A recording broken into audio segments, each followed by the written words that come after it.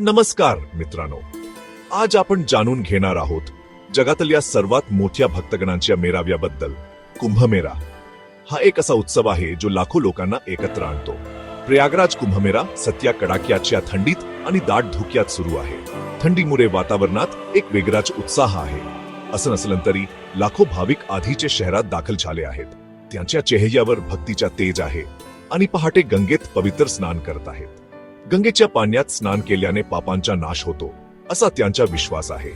यंदाचा हा महाकुंभ आहे जो दर 5 वर्षांनी साजरा केला जातो.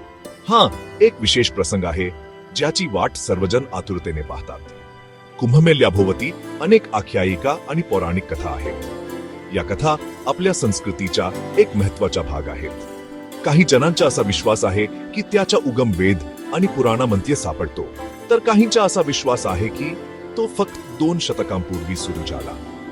या विविध मते आणि आख्यायिका कुंभमेळ्याला एक अद्वितीय रंग देतात. काहीही असो, पृथ्वीवरचा सर्वात मोठा भक्तगणांचा मेळावा आहे यात शंका नाही. तर कुंभमेळा म्हणजे काय? तो काही विशिष्ट शहरांमध्येच आणि विशिष्ट कालावधीत का साजरा केला जातो यामागे एक गूढ आहे. कुंभमेळा 4 प्रमुख ठिकाणी साजरा केला जातो: प्रयागराज, हरिद्वार, उज्जैन आणि नाशिक. या ठिकाणांना धार्मिक महत्त्व आहे. अर्धकुंभ आणि महाकुंभ मध्ये काय फरक आहे? अर्धकुंभ दर 6 वर्षांनी साजरा केला जातो, तर महाकुंभ दर 12 वर्षांनी. लाखो लोक त्यात का सहभागी होतात? याचे उत्तर त्यांच्या श्रद्धा आणि धार्मिक आस्थेमध्ये आहे.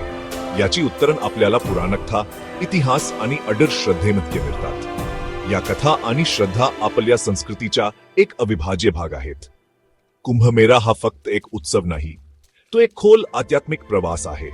हा प्रवास प्रत्येक भाविकासाठी एक अद्वितीय अनुभव आहे. गंगेत स्नान करण्यापासून ते मोहक विधींपर्यंत प्रत्येक क्षण खोलवर रुजलेल्या श्रद्धेचा पुरावा आहे. या विधीमध्ये एक अद्वितीय सौंदर्य आहे. प्रत्येक विधी, प्रत्येक प्रार्थना, प्रत्येक क्षण भक्तीने ओतप्रोत आहे. हे दृश्य पाहून मन भारावून जाते.